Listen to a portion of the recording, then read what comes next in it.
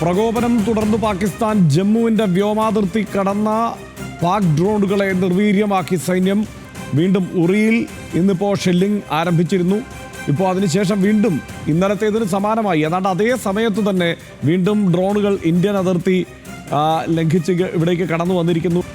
ഇന്നലെ നടന്ന അതേപോലെ തന്നെ ഏതാണ്ട് അതേ സമയത്ത് തന്നെ ഇന്നും പാകിസ്ഥാന്റെ ഭാഗത്തു നിന്ന് ഇപ്പോൾ പ്രകോപനം ഉണ്ടായിരിക്കുന്നു എന്നുള്ളതാണ് ഏറ്റവും പ്രധാനപ്പെട്ട കാര്യം. ANA അടക്കമുള്ള ന്യൂസ് ഏജൻസികൾ ഇപ്പോൾ നേരിട്ട് ദൃശ്യങ്ങൾ നൽകിക്കൊണ്ടാണ് ഈ വാർത്ത ഇപ്പോൾ പുറത്തേക്ക് വിടുന്നത്.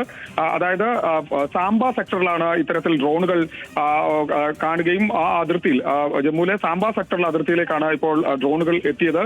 അതിനെ നിർവീര്യമാക്കിയിരിക്കുന്നു എന്നുള്ളതാണ് ഏറ്റവും പ്രധാനപ്പെട്ട കാര്യം.